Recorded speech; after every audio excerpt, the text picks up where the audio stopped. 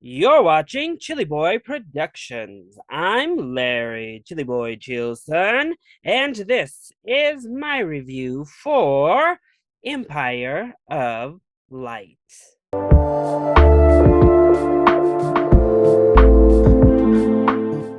Now, before we get into this review, make sure to go ahead and click that subscribe button down below so that you can chill with me on each and every one of my latest videos. Empire of Light served as the centerpiece red carpet at the 2022 Denver Film Festival. Written and directed by Sam Mendes, the film follows an unlikely oddball type of couple who develop a romance in a beautiful old cinema on the south coast of England in 1981. This film obviously had a ton of buzz heading into the festival. Of course, the Sam Mendes film, starring Olivia Colman, who was getting huge praise for her performance here yet again. Cinematography by the legendary Roger Deakins, and music from Trent Reznor and Atticus Ross. This sounds like it should probably be one of the best films ever made. However, the response seemed very, very mixed headed in. So I actually entered this centerpiece showing pretty reserved with my expectations of what was to follow. But ultimately, I actually mostly enjoyed Empire of Light, though it is a pretty messy film overall. So let's go ahead and talk about the positives first. Well, there's actually a laundry list of positives here because of all of this amazing talent associated. Let's start it off with our co lead, Olivia Colman, who is absolutely fantastic. Yet again, this is a role that is quite the departure from her award winning roles, her big roles of recent years. She delves into some great depths and some beautiful subtlety, but then gets these moments to explode on the screen. And it made this character so relatable and so empathetic as a viewer. She really blew me away once more. Is there anything the amazing Olivia Colman cannot do? I don't think so. But also, our other co lead, played by Michael Ward, was fantastic. I'm not familiar with this young actor, and I thought he was amazing. So much charisma, so much charm, just singing off of the screen. And he gives an overall more subtle performance throughout the entirety of the film, but it's really layered, sophisticated work. Colin Firth is in the film as well, which just adds more prestige.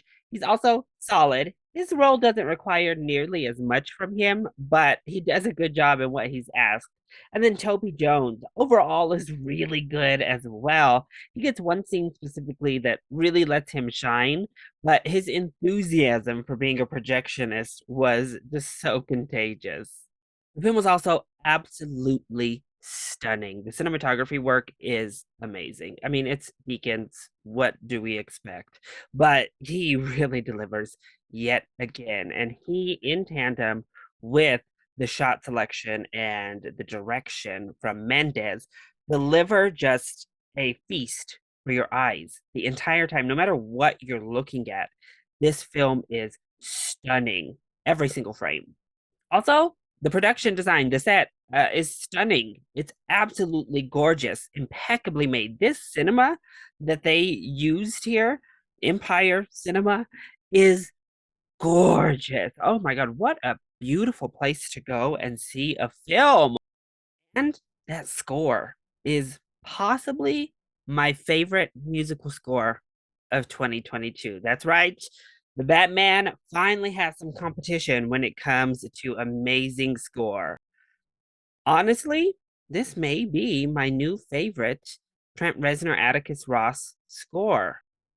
Soul was amazing, but wow, I think that the music does a lot of heavy lifting for the screenplay when it comes to getting you swept up in what's happening. From all technical sides of filmmaking, Empire of Light is tip top perfection. Then, what doesn't work so well when it comes to this film? Literally every problem in the movie comes down to the screenplay. It's the script that lets everything else down: the acting, the beautiful direction, the amazing cinematography, the gorgeous music. All of that, unfortunately, is undermined thanks to a script and a story that lack of focus. We try to cover so many topics here that none of these topics are adequately explored. As I said in that very short synopsis they give, it is at its center a romance, though I don't know if I loved the romance that was set. But in the introduction that they give for the film and, all these amazing shots of the cinema, it's also about the power of cinema. Wait, it's also about racism in England in 1981 and breaking through as a mixed race couple. But wait, not only that, it's also about mental health and witnessing somebody going through a traumatic breakdown right before our eyes. We have all of these really huge ideas that are mishmashed into one film, trying to present as one narrative. And unfortunately, all of these huge, heavy topics get shafted one after the next. Romance is consistent. However, I don't think it does a good enough job of hooking you in to their romance. The racism is omnipresent throughout the film, particularly as Stephen is one of our two leads, but it never gets any sort of satisfying or developing conclusion. It hits a climax in the story and then falls away. And in many ways, although it is one of the more long running themes of the film, it really feels like an afterthought to the story being told overall. Like, oh, shoot, this is early 80s England. People were outwardly racist back then.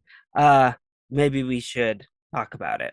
The power of cinema, we set this in a cinema itself, really is a backseat theme of the film.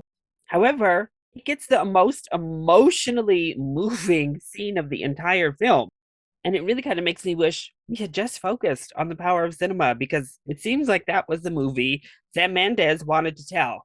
Because literally, the most magical, beautiful scene of this entire film is the one where we finally focus on the power of cinema.